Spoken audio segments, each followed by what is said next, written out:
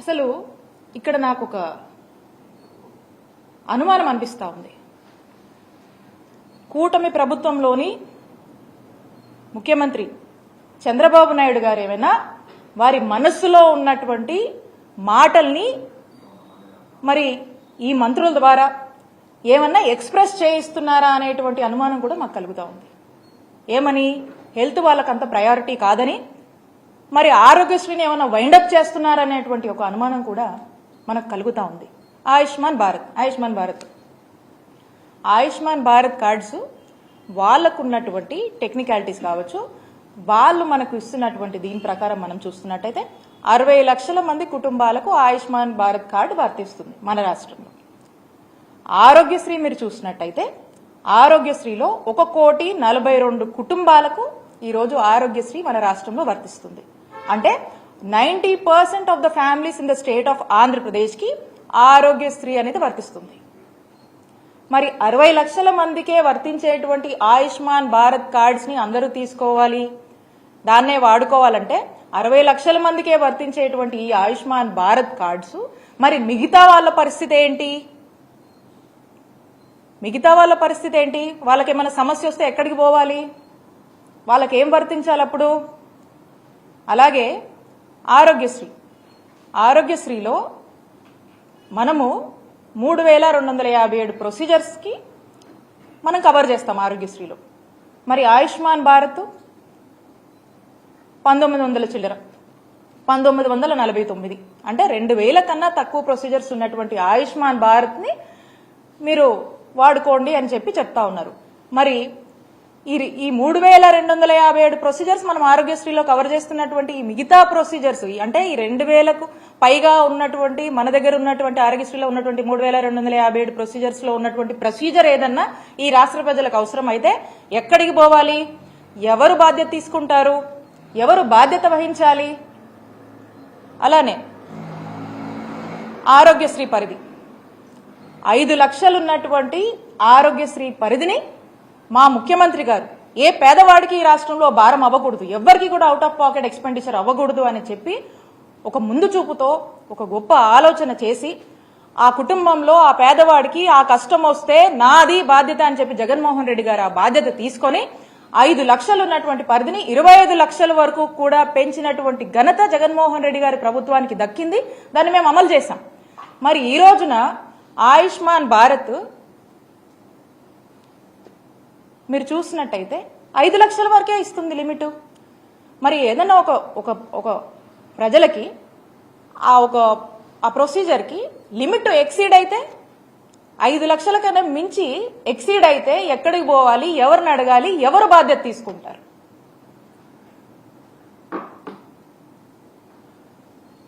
ఇక ఆయుష్మాన్ భారత్ సంవత్సరానికి ఆయుష్మాన్ భారత్లో ఎంత ఇస్తారు? బడ్జెట్ సుమారు 300 కోట్లు సంవత్సరానికి ఇస్తారు. ఆరోగ్యశ్రీ బడ్జెట్ ఎంత సంవత్సరానికి? ఎంత ఖర్చు చేస్తాం మనము? 3,000 కోట్లు ఖర్చు చేస్తాం. 3,000 ఈ సంవత్సరం అయితే 3,500 కోట్ల వరకు కూడా మనం ఖర్చు చేస్తా ఉన్నాం. అంటే 10% ఆఫ్ ఆరోగ్యశ్రీ ఆయుష్మాన్ భారత్ లో వాళ్ళు ఇస్తున్నారు. 300 crores ఎక్కడ? 3,000 crores ఎక్కడ? 3,000+ crores ఎక్కడ? ఈ సంవత్సరం మనం ఇస్తున్నటువంటి 3,500 crores ఎక్కడ?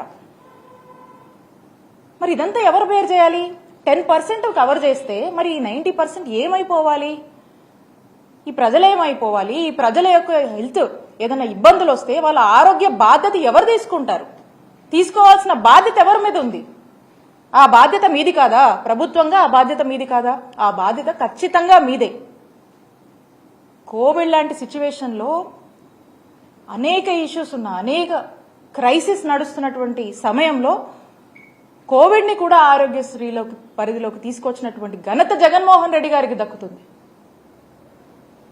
దేశమంతా కూడా ఈ పాండమిక్ వల్ల అనేక ఇబ్బందులు పడుతున్నప్పుడు కూడా మన రాష్ట్రంలోని ప్రజల్ని కంటికి రెప్పలా కాపాడుకున్నటువంటి నాయకత్వం వహించినటువంటి నాయకుడిగా జగన్మోహన్ రెడ్డి గారికి ఈ రాష్ట్ర ప్రజల్లో ఆ యొక్క గుర్తింపు ఉంది.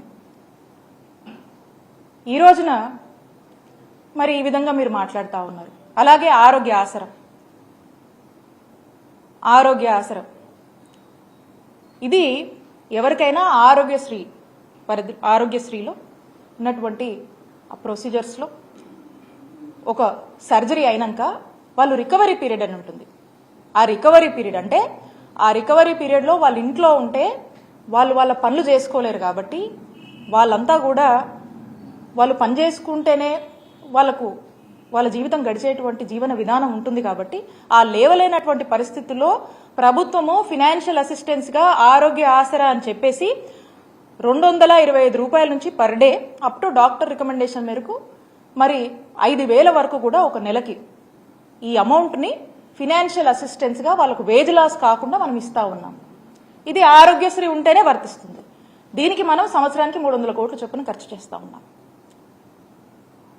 మరి ఇది ఆరోగ్యశ్రీ ఉంటేనే ఇది వర్తిస్తుంది. మరి ఆరోగ్య ఆసరాన్ని ఏం చేద్దాం అనుకుంటున్నారు? ఆరోగ్య ఆసరా మీద మీ స్టాండ్ ఏంటి?